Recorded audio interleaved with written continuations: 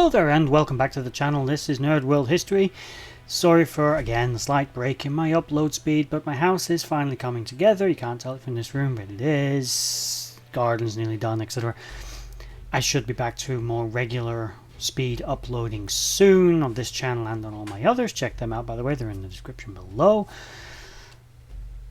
This episode is on the name of a tribe I am about, as usual, to butcher. Consider correcting me in the comments below. I'm trying my best with these pronunciations, and it is the Dumnonii. Dumnonii? I think it's the Dumnonii. I think is how it's pronounced. That's how it's spelt anyway. They occupied the area that is now known as Cornwall and parts of Devon in the southwestern parts of the British Isles.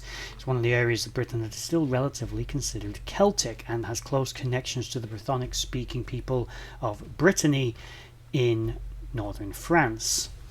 It also may, them or possibly the Durotriges, may have lent their name to the county of Devon as well in southern England. But before we get started, please like, share, subscribe and comment down below, as well as check out, as I said, my other channels. Like, share, subscribe over there if you like those as well. And let you know this video is sponsored by the Beard Struggle, who we'll get to later in the video. With all that said, let's get started on this video. Alrighty, so the Dumnonii. What do we know about this tribe? There are actually many things about them, several things that are fairly interesting. One, they were probably not a particularly centralized people. They definitely had, based on coins that were found, which I should point out, there was no evidence of locally minted coins, so any coins they did have came from outside in the rest of Britain, but also on ceramics, as well as linguistic evidence based on modern what is Cornish, which has its own language. They spoke a form of Brythonic. They are thought to have had close cultural and ancestral links to Amorica on the continent rather than the rest of Britannia. So it indicates that there were waves of people that came into this land and either displaced the local population or more likely integrated with them and annexed the area. There's no evidence that there was ever, or at least not consistently, one centralized form of leadership, more like probably a tribal council made up of smaller sub-tribes, such as the Cornwalli, who I'm not actually going to cover in one of these videos because there's not enough on them, but basically you had a series of smaller tribes coming together and they became the Dumnonii. This is basically a tribal confederation. It's not uncommon. Now, they were, interestingly, very wealthy people. Evidence of trade with them by the Phoenicians, the Greeks and many others from as far back as, well, at least for the local areas, somewhere like 1000 BC. Now, one of the things you should know about Cornwall, and Devon for that matter, in England is it's historically a big place for mining, and that dates way back to here as well. Now, one of the key ingredients of bronze is tin. Now, the tin is surprisingly rare. It's not exactly abundant. You don't have it in every town, every bit, but it is very common in Cornwall. So basically, back in the Bronze Age, the Greeks, the Egyptians, everybody, they needed tin, and this was one of the major places they actually got it from. And there was a huge mining industry in Cornwall at that time, which the Dumnonii, of course, were very proficient at. It was one of their main sources of revenue, exporting ingots of tin. They'd mine it, smelt it, and then export it. It was very heavily exported by them and then later by the Romans. Now, it should also be an interesting footnote. There's a place in France, and if you're not watching this from Britain or from Europe, you might not know, but there's a part of France which is almost like Little Britain.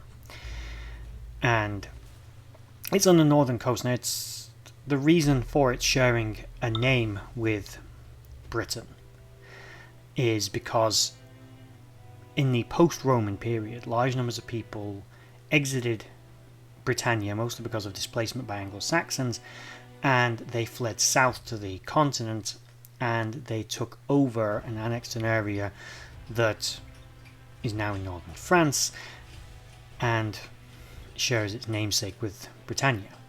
The Dumnonii were likely one of the major tribes that did this, as the Dumnonii tribe controlled Cornwall and parts of Devon were never annexed by what are now known as the Anglo-Saxons, at least not for a very, very, very long time, remaining culturally relatively independent from the rest of Britain.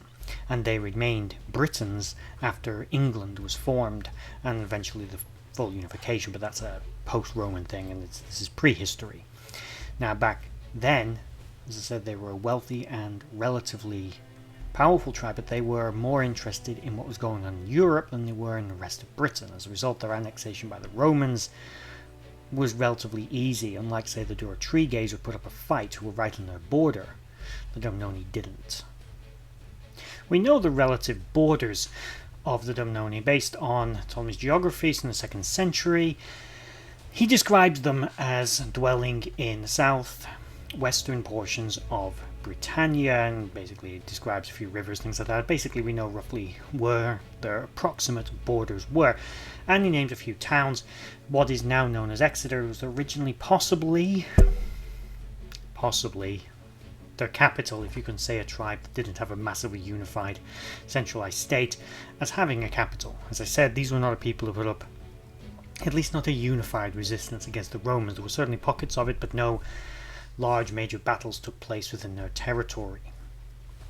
Now, in addition to that, a footnote about their name, which is again relatively twitchy, is where their name originally derives from, as of course it's had influences on Dorset and Devon as possible leads from their name, but they are supposedly named for the goddess Dumnonii, basically goddess of the deep.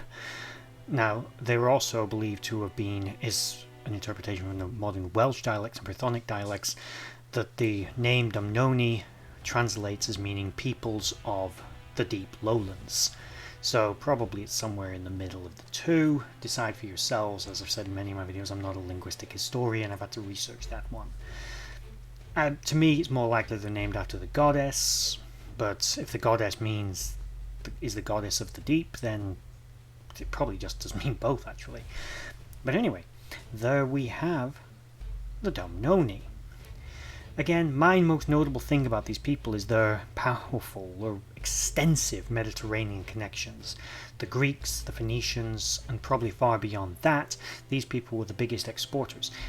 Their cultural ancestral origins likely were on the continent, not in the rest of Britannia. It was probably an annexed territory by a more powerful culture on the continent, another Celtic kingdom basically. As I said, there's strong connections to Amorica based on trade and on the things that they domestically produce, the types of ceramics and styles of art and other such things that they have. So anyway, there we go. Before we go though, let's just talk about my sponsor, The Beard Struggle, very quickly. Linked in the description below. They sell all things that are beard related. I need to do a better insert for one of these videos to plug these people, but basically, you got a beard, you want it to be epic, check out The Beard Struggle. You can't go wrong. It's what I use. I have a daily regime with this thing, and I mean, it's getting a little wild under control now, and thankfully now with lockdown easing, I can actually maybe get into a barber's and get this thing shaped, because I can't do it myself. I've tried. But the things they provide you for beard care and protection are outstanding, and their adverts that they make are really funny. Check them out. If you go through the link below and sign up, you get a 15% discount on your first purchase. And with that said, that brings us to the end of the video. If you made it all the way, thank you for watching, and bye-bye-ish. Last apology for how long it has taken me to get these videos out. As you can tell from the beginning of this video to this part of the video, I've actually done some work in here. Things are starting to come together, but it's still taking a long time, especially with me having an actual job as well. Anyway, bye-bye.